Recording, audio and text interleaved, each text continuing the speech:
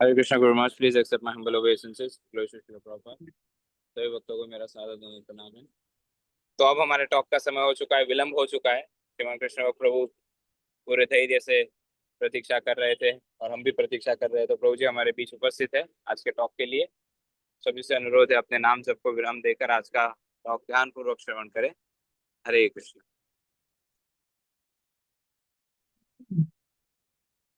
ओम अज्ञानतिमिरान्धस्य ज्ञानाञ्जनशलाकया चक्षुरुन्मीलितं येन तस्मै श्रीगुरवे नमः। नमो विष्णुपादाय कृष्णपृष्ठाय भूतले श्रीमते भक्तिवेदान्त स्वामिनिति नामिने। नमस्ते सारस्वते देवे गौरवाणी प्रचारिणे निर्विशेष शून्यवादी पाश्चात्य देशतारिणे। जय श्री कृष्ण चैतन्य प्रभु नित्यानंद श्री अद्वैत गदाधर श्रीवास आदि गौर भक्त वृंद। हरे कृष्ण कृष्ण कृष्ण हरे हरे, हरे राम राम राम हरे हरे। हरे कृष्ण। सभी भक्तों का स्वागत है आज के इस प्रातःकालीन जपा टॉक के लिए। तो आज हम चर्चा करेंगे, पता नहीं कितना पूरा कर पाएंगे कि नहीं कर पाएंगे, मगर जो चैतन्य महाप्रभु के द्वारा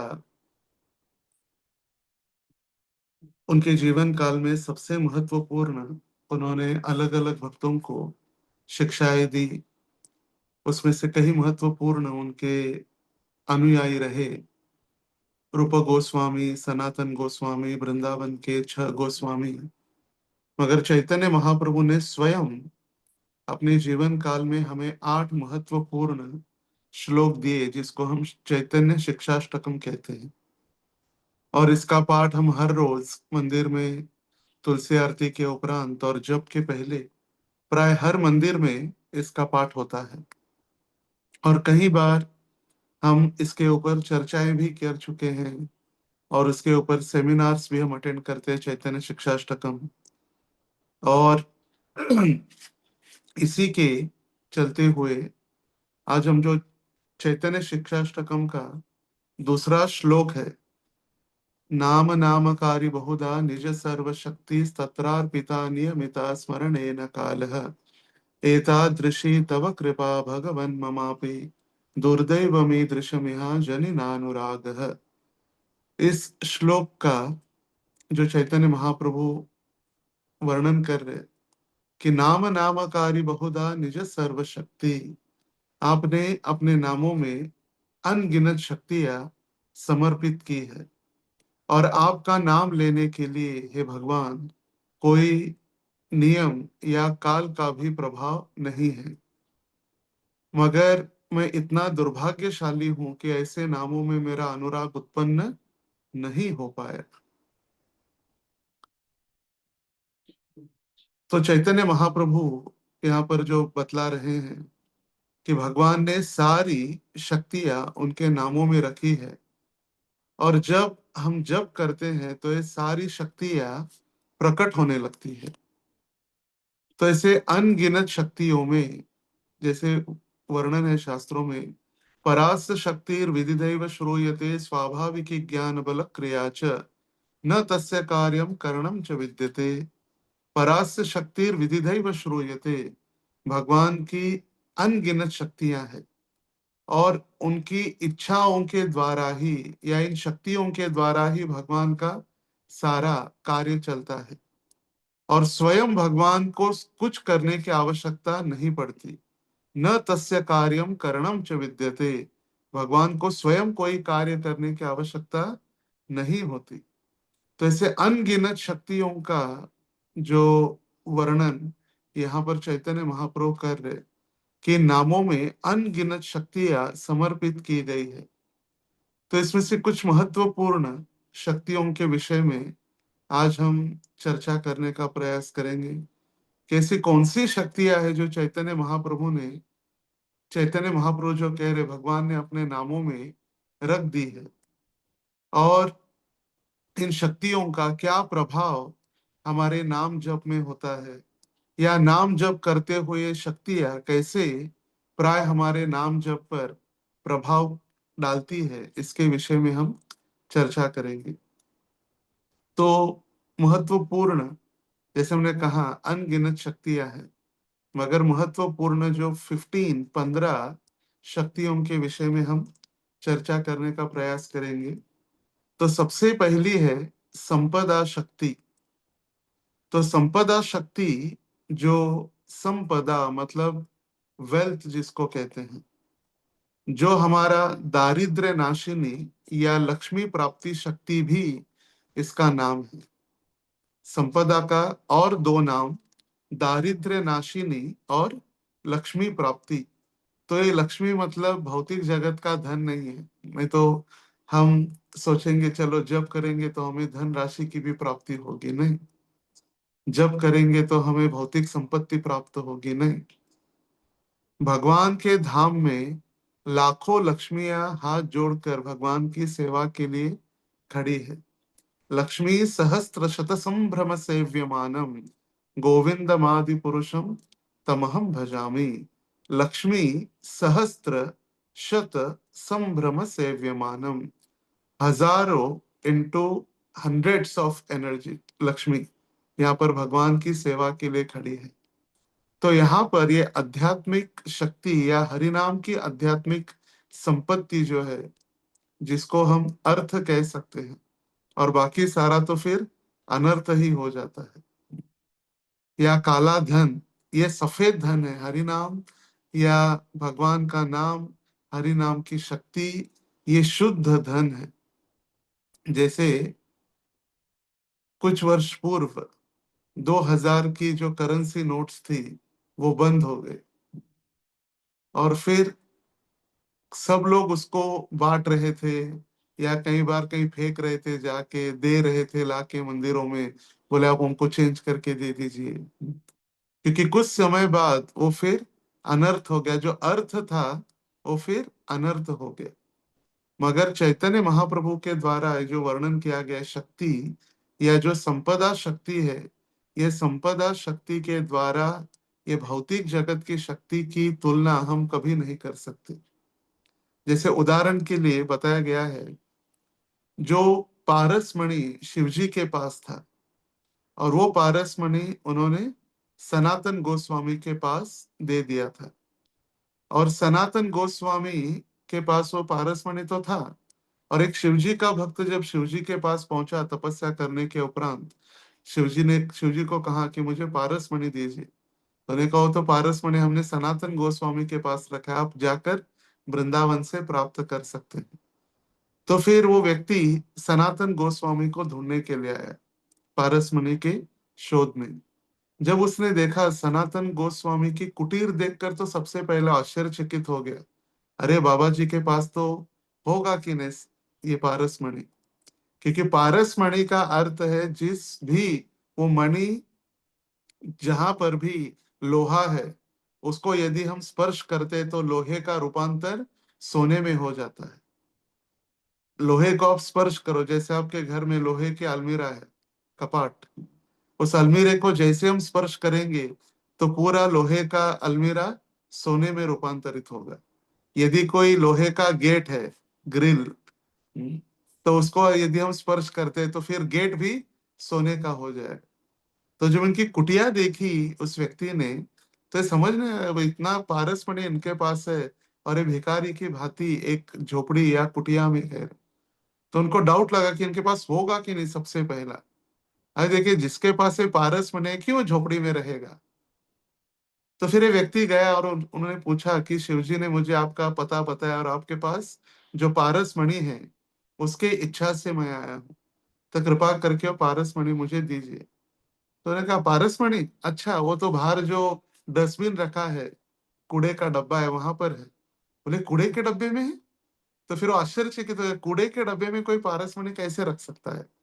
फिर वो गया, कचरा निकाला, कचरे के डब्बे में सबसे नीचे वो पारसमणि था।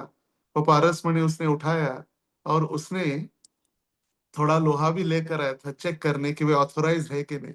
तो अपने अपने साथ जो लोहा लेकर आया था उसको टच करके देखा, पारसमणि का स्पर्श किया, तो लोहा सोने में रूपांतरित हो गया।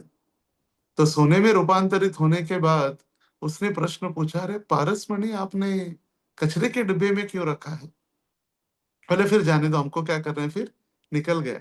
और जब रास्ते में निकला तब थोड़ी देर के उपरांत उसको याद आया कि अरे इसने पारस मणि यदि कचरे के डब्बे में रखा है तो पारस मणि से भी अधिक मूल्यवान वस्तु इसके पास कोई होगी, और इसीलिए इसने पारस मणि को कचरे के डब्बे में रखा है। जब देखिए आजकल का जो ट्रेंड है, गहने वगैरह जो बनते हैं प्लास्टिक के होते हैं, प्राय प्लास्टिक के गहने के अभी आजकल फैशन आ गई। फिर प्लास्टिक, फिर उसके ऊपर बेंटेक्स डुप्लीकेट गोल्ड। बेंटेक्स मतलब दिखता है सोने जैसा मगर ओरिजिनल गोल्ड नहीं है, मगर रियल गोल्ड। कभी कोई रियल गोल्ड से ये बेंटेक्स या डुप्लीकेट गोल्ड अधिक चमचमाता है, और उसके गहने पहनते लोग, क्योंकि चिंता नहीं है चोरी हो गया तो जाने दो, कितना 500 रुपए 1000 रुपए जाएगा, मगर रियल गोल्ड वो हमेशा रहेगा।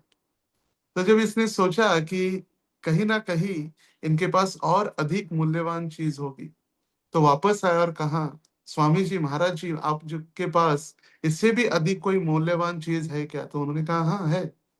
तो बोले वो चीज मुझे चाहिए। बोले ठीक है, मगर उसके लिए कंडीशन है, ये पारस मणि क्या करो, यमुना में जाके फेंक दो और फिर मेरे पास आओ। तो सबसे पहला डर गया, एकदम से इसको अटैक आ गया, पारस मणि यमुना में मिलेगा नहीं वापस तो क्या करेंगे। तो फिर भी उसने धीरज रखा और यमुना में फेंक कर आके जब स्वामी जी के पास आया, तो सनातन गोस्वामी ने उसको गोलोकेर प्रेम धन हरि नाम संकीर्तन, जो गोलोक का प्रेम धन है, जो कभी भी अर्थ से अनर्थ नहीं बनता, वो हरि नाम संकीर्तन दिया। जो हरि नाम संकीर्तन सिर्फ या हरि नाम का जो धन है, सिर्फ इस जीवन में नहीं, हमारे सारे आने वाले जीवन में भी वो धन कभी नष्ट नहीं होता। यदि यहाँ पर इतने सारे सैकड़ों हजारों भक्त है, सभी के पास अकाउंट होंगे ही। बैंक में जब भी हम पैसा रखते हैं या सेफ्टी लॉकर्स में गोल्ड रखते हैं, आकस्मिक हमारी मृत्यु हो गई और पुनर्जन्म भी उसी शहर में हुआ भगवान की कृपा से, और हमें याद भी रहा कि HDFC या ICICI बैंक में हमारा इतना गोल्ड और 1 करोड़ रुपए हमने संभाल के रखा है, और हम यदि जाएंगे और कहेंगे वहां पर कि मेरा सोना और यहाँ पर पैसा है, कृपया करके मुझे वापस दे दीजिए, मैंने इसमें पूरी मेरी जीवन काल की संपत्ति बचा के रखी है, दे दीजिए वापस। तो सिक्योरिटी के द्वारा या पुलिस के द्वारा धक्का मार के हमें बैंक से बाहर निकाला जाएगा, या पुलिस स्टेशन में हमें कारागृह में बंदी बनाया जाएगा। क्योंकि जब ये मनुष्य शरीर समाप्त हो जाएगा, इस धन से हमारा कोई वास्ता नहीं रहेगा, फिनिश। मगर हरि नाम का धन ऐसी संपत्ति है, जहां तक हमने इसको संचित किया है या एकत्रित किया हुआ है, उतने ही धन से आगे हम उसका अगले जीवन में कंटिन्यूएशन हो सकता है। जैसे हमने यदि 1 किलो या 1000 नाम लिया है, तो 1001 से अगले जीवन में होगा। इसलिए हरि नाम या भक्ति को चिन्मयी कहा गया है, चिन्मय, ये कभी भी नष्ट नहीं होती। भौतिक धन हमारा जो इस शरीर के साथ समाप्त हो जाता है, नष्ट हो जाता है, मगर हरि नाम का धन ये लंबे समय तक, मम जन्मनि जन्मनीश्वरे, अनेक जन्मांतर तक ये धन हमारे साथ चलते ही रहता है। इसीलिए ये अर्थ, हरि नाम का अर्थ जो है, हमारा जीवन अर्थपूर्ण हो जाता है। यदि हम भौतिक धन के पीछे भागते रहेंगे तो फिर ये कभी भी अनर्थ हो सकता है। कई बार अभी चर्चाएं भी चल रही, आने वाले समय में सितंबर में या आने वाले समय में 500 की नोट भी बंद हो जाएगी। तो वो भी बहुत भयंकर है, क्योंकि सभी ने 500 के बंडल अपने अपने घरों में, अपने अपने दफ्तरों में रखा है।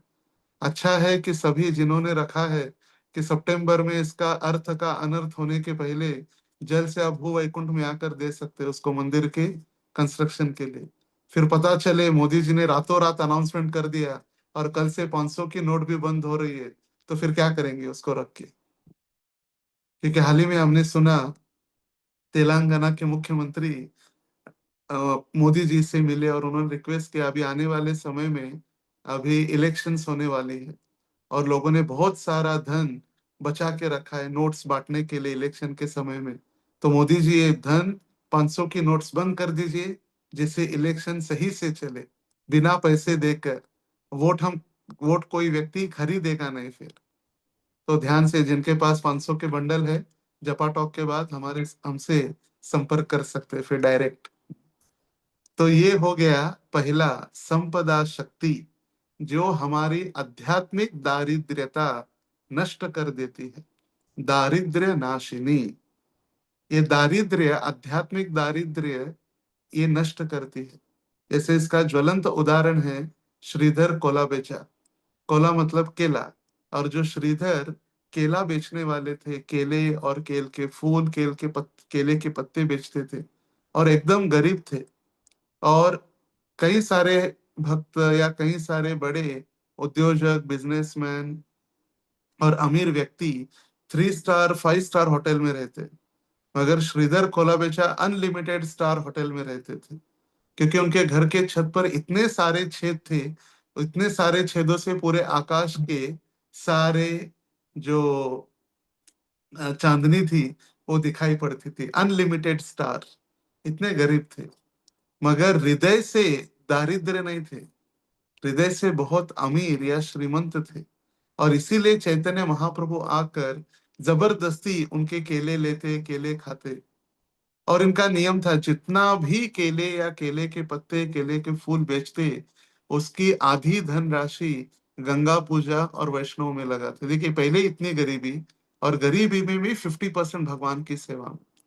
और चैतन्य महाप्रभु इनके इस कार्य से इतने प्रसन्न थे कि हर रोज आके जबरदस्ती बिना पैसे दिए केले छीन लेते, केले के फूल लेकर चले जाते। और देखिए, स्वयं भगवान उनके पास आते। कौन कह सकता है वो दारिद्र थे? दारिद्र रेशे खाली जो मराठी में शब्द है, वो कभी नहीं होते दारिद्र। ये तो स्वयं भगवान के, इनके साक्षात लक्ष्मी के पति, चंचला के पति नारायण इनके द्वार पर आकर इनसे भोजन या इनसे केले स्वीकारते। और ये संपदा है हरि नाम की। जैसे हरिदास ठाकुर ने भी, जो वेश्या थी हीरा, उस वेश्या के साथ हरिदास ठाकुर रहे। और तीसरे दिन जब उसने क्षमा मांगी कि हे हरिदास, मैंने बहुत अपराध किया है, आप जैसे साधुओं को, आपके जैसे शुद्ध भक्त को मैं पतित करने की इच्छा से यहाँ पर आई, लांछन लगाने के लिए। मगर आपके संग के द्वारा, आपके सिर्फ शुद्ध हरिनाम श्रवण करने के द्वारा मुझे भी हरिनाम लेने की इच्छा प्रकट हुई है, और मुझे क्षमा कीजिए, मुझे आपका शिष्य बना लीजिए। तो हरिदास ठाकुर ने क्या कहा हीरा को, कि सबसे पहले आप जाइए, और आपके पास पाप के द्वारा या इस वेश्यावृत्ति के द्वारा जितना भी धन संचय किया है, वो सारा धन आप ब्राह्मणों में और वैष्णवों में बांट दीजिए। कुछ आसक्ति मत रखिए, सब कुछ बांट कर एक वैष्णव वस्त्र धारण करके, वैष्णव पोशाक धारण करके आप आइए।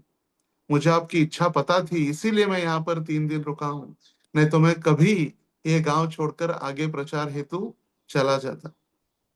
और फिर वो हीराबाई जब सारा धन वैष्णवों में, अपनी सारी संपत्ति ब्राह्मणों में वितरित करके आई, तब जाकर हरिदास ठाकुर ने कहा कि यहाँ पर जो तुलसी महारानी है, तुलसी की हर रोज प्रदक्षिणा करो। और हरिदास ठाकुर ने उनको जप माला दे दी, और कहा कि आप हर रोज 1 लाख जप कीजिए। 1 लाख नाम मतलब 64 माला जप कीजिए। और आज से आपका नाम लक्ष्य हीरा। हीरा तो था, मगर वो डुप्लीकेट डायमंड था। जैसे रास्ते में लोग बेचते, ये डायमंड है, या ये अलग अलग रत्न है, आप लीजिए। मगर रत्न इतने सस्ते नहीं होते 100-200 में मिलने के लिए। तो लक्ष्य हीरा उसने जब जप करना प्रारंभ कर दिया, तो हीरा क्या बन गई? लक्ष्य हीरा। और एक ऐसी स्त्री है या एक ऐसी भक्त है वैष्णव संप्रदाय में, या जो वैश्या प्रवृत्ति या वैश्या का जीवन जिन्होंने व्यतीत किया, और उनके समाधि के पास आज भी सन्यासी एवं ब्रह्मचारी बैठकर भी उनके संग की प्रार्थना या उनके आशीर्वाद की प्रार्थना करते हुए उनके पास जप कर सकते हैं। ये है भगवान के नाम की संपत्ति। लक्ष्मी प्राप्ति या दारिद्र्य नाशिनी का महत्वपूर्ण नाम है संपदा शक्ति। अगर इस गति से हम गए, मुझे नहीं लगता कि हम पूरे 15 या 5 भी कंप्लीट कर पाएंगे। तो फिर जितना होगा आज हम कंप्लीट करेंगे, या कल और फिर आने वाले समय में इसको हम ये चर्चा जारी रखेंगे। तो जो गोलोकेर प्रेम धन हरिनाम संकीर्तन, जो चैतन्य महाप्रभु कह रहे नाम, ये भगवान का नाम जो है, उससे सिर्फ लक्ष्मी ही नहीं, लक्ष्मी के पति उनको भी खरीदा जा सकता है। भगवान आपके हो सकते हैं, हम भगवान को प्राप्त कर सकते हैं इस नाम से। लक्ष्मी का एक नाम है चंचला, और नारायण का नाम क्या है? चंचलापति। चंचला मतलब वो कभी स्थिर नहीं रहती। आपने कभी भी देखा होगा इतना ध्यान से, मगर पता नहीं पढ़ा भी होगा कि नहीं।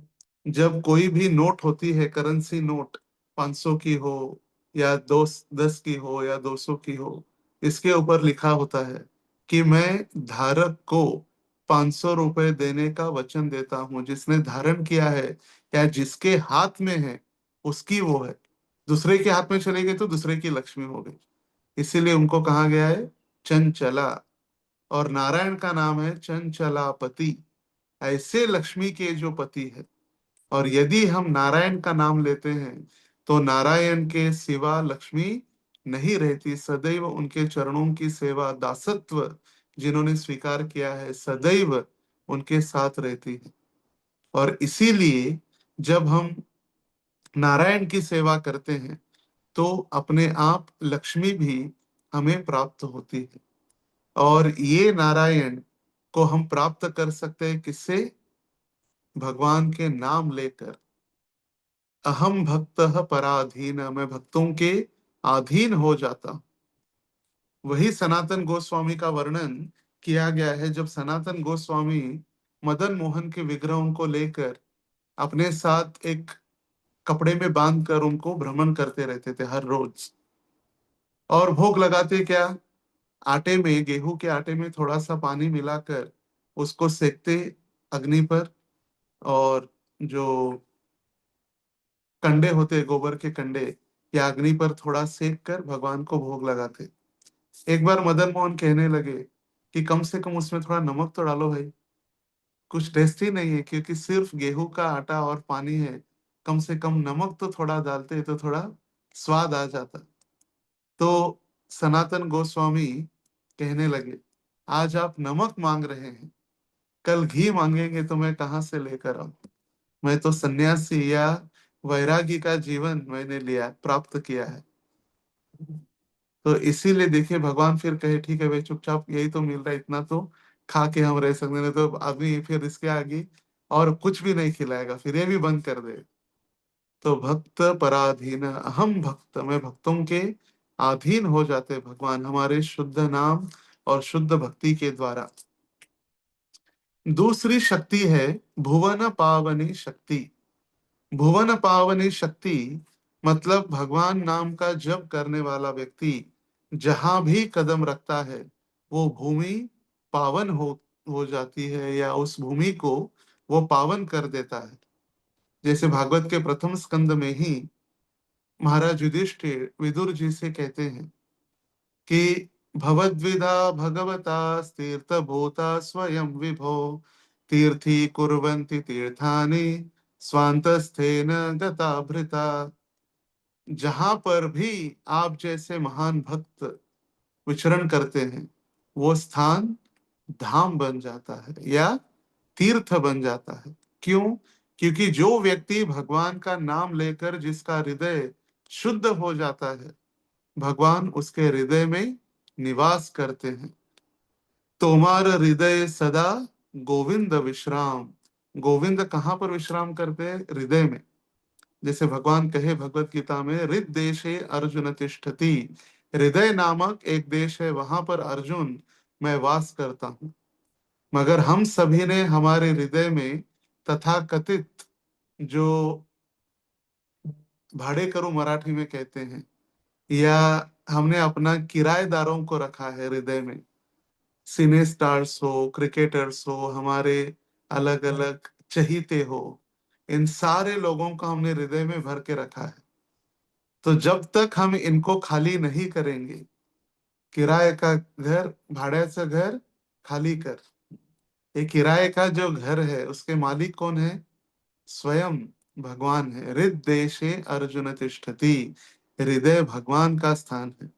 और इसीलिए हम प्रार्थना करते हैं, मम मन मंदिरे रहो निशि दिन, मेरे मन रूपी मंदिर में भगवान आप आइए और रहिए, दिन हो या रात्रि हो, आप आके रहिए मेरे मन में, मेरे हृदय रूपी स्थान पर आप विजय प्राप्त कीजिए, इस हृदय को आप अपने कब्जे में ले लीजिए, या आप उसके अधिकारी बन जाइए। तो जब ऐसे गोविंद, जिनके हृदय के स्वामी हैं, जिनके हृदय में गोविंद विश्राम करते हैं, ऐसे भक्त, क्यों उनका हृदय शुद्ध हो जाता है? क्यों? क्योंकि भगवान का नाम लेते हुए वो इतने शुद्ध हो चुके हैं, जहां पर भी वो भ्रमण करते हैं वो तीर्थ स्थान बन जाता है। और इसीलिए भुवन पावनी शक्ति वो प्रकाशित करते हैं, या भुवन पावनी शक्ति प्रकाशित हो जाती है। जैसे देखिए, शिल प्रभुपाद जी भी जब अमेरिका गए, अमेरिका जाने के बाद शिल प्रभुपाद जी ने क्या किया? सबसे पहले कीर्तन किया। टॉम्किन स्क्वायर पार्क क्या 22 एवेन्यू, मैं भाग्यशाली हूं कि हर वर्ष जब भी मुझे अमेरिका जाने का सौभाग्य प्राप्त होता है सेवा हेतु, मैं प्रयास करता हूं कि मैं ये तीर्थ स्थानों पर जाऊं, जहां पर शिल प्रभुपाद जी ने इस्कॉन, जहां पर जन्म लिया 22 एवेन्यू, जहां पर इस्कॉन या इस अंतरराष्ट्रीय जो कृष्ण भावनामृत संघ की शुरुआत हुई, Hare Krishna tree Tompkins square park, Tompkins square park नामक जो उद्यान है, नजदीक है दोनों स्थान, 22 एवेन्यू और पार्क भी वॉकिंग डिस्टेंस है। प्रभुपाद जी वहां पर जाके बैठकर कीर्तन करते पेड़ के नीचे, और पेड़ के नीचे बैठकर कीर्तन करते, और वहां पर ना कोई एकदम पूरी कीर्तन मंडली हुआ करती थी, या मायापुर कीर्तन मेला जैसे अलग अलग प्रोफेशनल एकदम कीर्तनियाज हुआ करते थे, नहीं। ना कोई मृदंग बजाने वाला, ना कोई हारमोनियम बजाने वाला, ना करतान बजाने वाला, कोई नहीं। सिर्फ एक डुगडुगी लेकर श्रील प्रभुपाद जी बैठ जाते, और वो डुगडुगी बजाते हुए श्रील प्रभुपाद जी 6 महीने तक वहां प्रभुपाद जी हर रोज कीर्तन, और कीर्तन करने के बाद श्रील प्रभुपाद जी ने वहां पर पूछा कि आप में से कौन कौन है जो मुझे इस आंदोलन में कृष्ण भावनामृत का प्रचार करने हेतु मदद कर सकता है। तो कई भक्तों ने हाथ ऊपर किए, और फिर श्रील प्रभुपाद जी के वो प्रथम अनुयायी शिष्य बने, श्याम सुंदर प्रभु, मालती माता जी, जानकी माता जी, मुकुंद प्रभु। और ये श्रील प्रभुपाद जी को इस अंतरराष्ट्रीय संस्था को आगे बढ़ाने के लिए मदद की। तो देखते हैं कि श्रील प्रभुपाद जी जैसे शुद्ध भक्त वहां पर जाके उन्होंने अमेरिका, यूरोप, या पूरा पाश्चिमात्य देश, जहां पर गायों की हत्या होती थी, आज वही लोग गाय की पूजा कर रहे। जो चर्चेस थे, अलग अलग गिरजाघर, वहीं पर श्रील प्रभुपाद जी ने गिरजाघर को ही खरीद के उसको मंदिर में रूपांतरित कर दिया। जो लोग मांस खाते थे, आज श्रील प्रभुपाद जी के द्वारा ये 4 नियमों का इतने कठोरता से पालन कर रहे। तो जब एक व्यक्ति का हृदय हरि नाम के द्वारा शुद्ध हो जाता है, तो ये भुवन पावनी शक्ति जहां पर भी हो जाते हैं, वो तीर्थ बना देते हैं, तीर्थ स्थान। और श्रील प्रभुपाद जी कहा करते थे, मेरे इस्कॉन मंदिर ये वैकुंठ से अभिन्न है। और कहीं कहीं पर यह भी बताया गया है कि इस्कॉन के जो मंदिर है, ये सारे मंदिर एक एम्बेसी के समान है। एम्बेसी मतलब दूतावास। यदि हमें अमेरिका या यूरोप जाना है, यूरोप के किसी विशिष्ट देश में जाना है, तो हमें उस देश की अनुमति लगती है, उस देश की परमिशन, हमारे पासपोर्ट के ऊपर उनका स्टैंप लगता है कि व्यक्ति योग्य है। उसकी पूरी डिटेल निकाली जाती है, कौन है, कहाँ है, इसके पीछे कोई पुलिस का रिकॉर्ड तो नहीं है, इसके पीछे कोई केस तो नहीं चल रही है, इसका जो बैंक बैलेंस या अ, आर्थिक परिस्थिति ठीक है या नहीं, या व्यक्ति ये जाकर वहां पर हमारे देश में यदि आ गया और गरीब है तो वहीं पर रह जाएगा क्या? इसका वहां पर देखभाल कौन करेगा? इसकी हेल्थ इंश्योरेंस की है कि नहीं? पूरी जानकारी के बाद, पूरा इन्वेस्टिगेशन होने के बाद उसके पासपोर्ट पर स्टैंप लग जाता है कि व्यक्ति अधिकृत है हमारे देश में आने के लिए। और उसी प्रकार श्रील गुरुदेव और श्रील प्रभुपाद वैष्णव हमें अच्छे से चेक करते, ये जान गोलोक जाने के लिए योग्य है या नहीं।